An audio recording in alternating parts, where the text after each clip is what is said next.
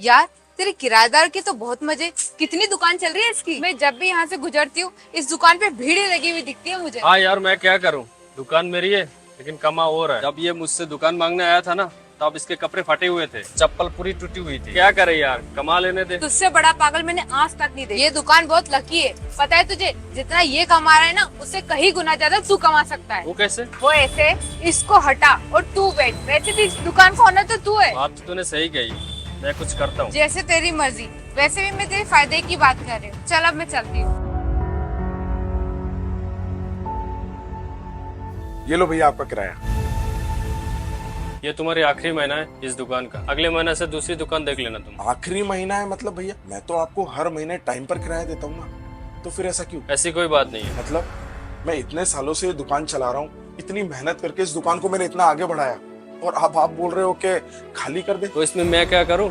ये मेरी दुकान है, मेरी जो मर्जी होगी वो मैं करूंगा। और वैसे भी अब ये दुकान मैं चलाऊंगा। मतलब ये दुकान अब आप चलाओगे?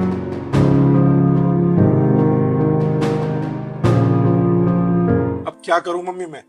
शुरुआत में दुकान पर कोई भी नहीं आता था, एक एक करके मम्मी मैंने ग्राहक बनाए, सब कुछ अच्छा सा धंधा तैयार किया, और अब उसको उस दुकान पे बैठना है। कोई बात नहीं बेटा, दिल छोटा मत कर। जो भी ऊपर वाला करता है ना, वो अपने भले के ही लिए करता है। मुझे तो मम्मी कुछ भी समझ में नहीं आ रहा, अब मैं क्या करूं? सब बना हुआ खराब हो गया।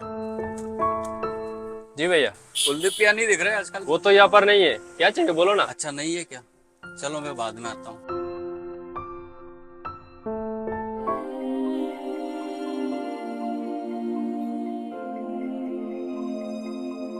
एक महीना हो गया बैठे बैठे, कोई ग्राहक ही नहीं आ रहा है।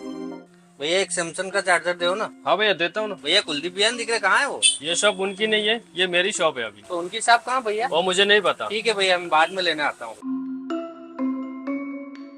अब मैं क्या करूँ, कोई कस्टमर मुझसे कुछ लेना ही नहीं चाहता है। कहीं ऐसा तो नहीं मुझसे कोई गलती हो गई?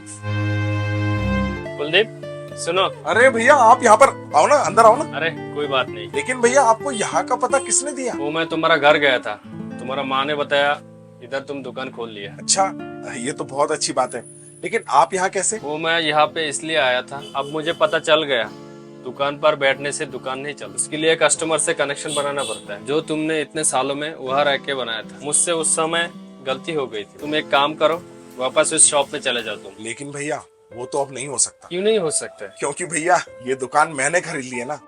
अब आप ही बताओ मम्मी मैं क्या करूं? बेटा तू चिंता मत कर, जो मेरे पास गहने हैं वो बेच दे। अब खुद की एक दुकान खोल ले। कुछ तेरे पास पैसे होंगे, कम पड़े तो लोन ले लेना, और इस बार अपनी दुकान में मेहनत करना। आपकी बात तो सही है मम्मी, लेकिन मैं आपके गहने नहीं बेचना चाहता। बेटा तू कुछ मत सोच, अपनी दुकान बन जाएगी तो गहने भी बन जाएंगे। बेटा कुछ मत सोच, आगे कदम बढ़ा, नई दुकान दे और काम शुरू कर। तो इसलिए अब वो दुकान भैया मैं वापस नहीं ले सकता, और वैसे भी वो दुकान तो कोई और भी ले लेगा, आप किसी और को देख लो भैया। वैसे अच्छा लगा सुन के, ये दुकान तुमने खरीद ली। वैसे आज मुझे एक बात और पता चली, कोई किसी की किस्मत का नहीं खा सकती। मैंने तुमसे उस दिन दुकान तो ले ली, लेकिन तुम्हारा किस्मत का नहीं ले पाया। वो दुकान तुम्हारी किस्मत से चल रही थी। भैया एक बात बोलूं, अगर उस दिन आप मुझसे दुकान खाली नहीं करवाते ना, तो आज शायद ये दुकान लेने की मैं हिम्मत भी नहीं कर पाता। वैसे थैंक यू भैया, ये सब आपकी वजह से ही हो पाया है। हाँ, मेरे लालच ने ही मेरा नुकसान करा दिया। चलो अब मैं निकलता हूँ।